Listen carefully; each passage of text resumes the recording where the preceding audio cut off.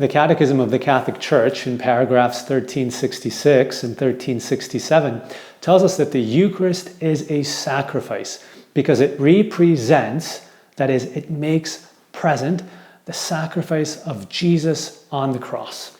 And the Catechism, in fact, quotes the Council of Trent, which says that the sacrifice of Christ and the sacrifice of the Eucharist are one single sacrifice, only the manner of offering is different.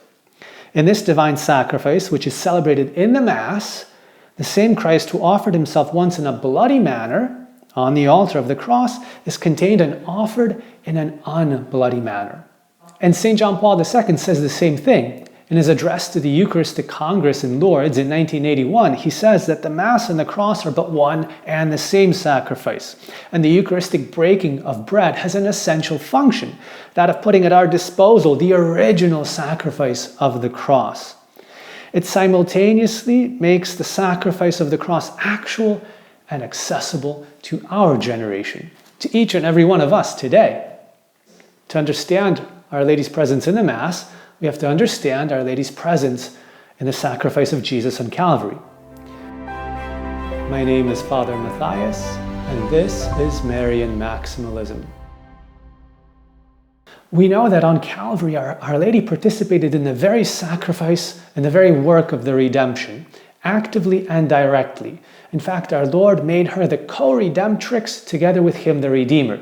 I'll just quote to you as a review from one papal statement. Pope St. John Paul II. He says on June 5th, 1983, that in that one sacrifice, Mary, the first of the redeemed, the mother of the Church, had an active part. She stood near the crucified one, suffering deeply with her firstborn son. With a motherly heart, she associated herself with his sacrifice. With love, she consented to his immolation. She offered him, and she offered herself to the Father. So now, at this point, we just have to connect the dots. It's really easy. The conclusion is obvious. St. John Paul II gives it to us himself. He says, every Mass puts us in intimate communion with her, the mother whose sacrifice becomes present, just as the sacrifice of her Son becomes present at the words of consecration of the bread and wine pronounced by the priest. Every time in the Mass, the priest pronounces the words of consecration, the sacrifice of Jesus and the sacrifice of Mary become present.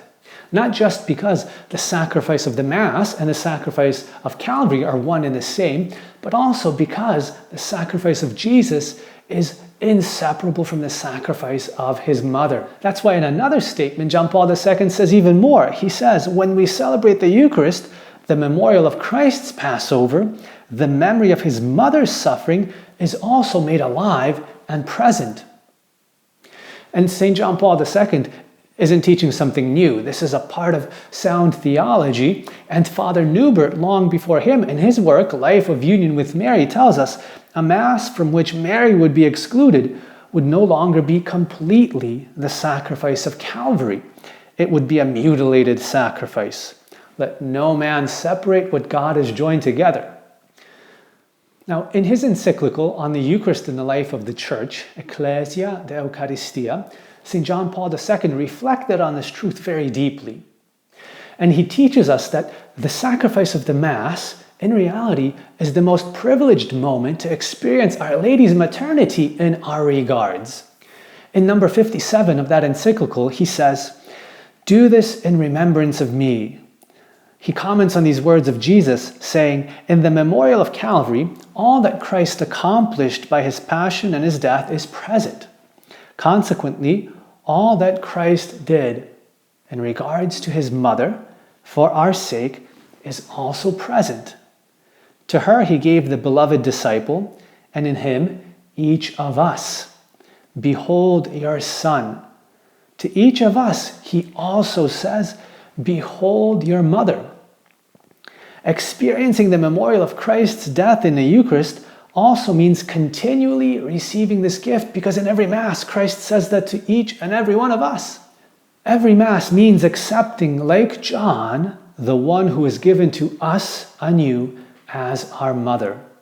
There is an amazing personal and individual dimension to the sacraments, particularly to the sacrament of the Eucharist. In fact, Christ didn't die on Calvary until he had first instituted a means that would allow us to participate in that sacrifice as if we had been physically present. According to the heart of Christ, the Mass must be celebrated everywhere and in all times so that all the faithful can hear with their own ears, directed to them personally, "This is my body offered up for you. This is the chalice of my blood shed for you." But also, "You behold your mother." And to Our Lady, he says it of each and every one of us present at every Mass, "Behold your son, behold your daughter," in a personal and individual way. Every Mass is for us an opportunity to do exactly what St. John did, to take Mary into our homes, to accept her as our spiritual mother, and with her to receive our Lord, because he does not wish to come alone. He does not wish to give himself alone in the Eucharist. He doesn't want us to receive only a part of what he gives, but the entirety of grace. The gift of himself, his body, blood, soul, and divinity, and also the gift of his very own mother, Mary, whom we can accept as our mother in every single Mass, just like St. John did.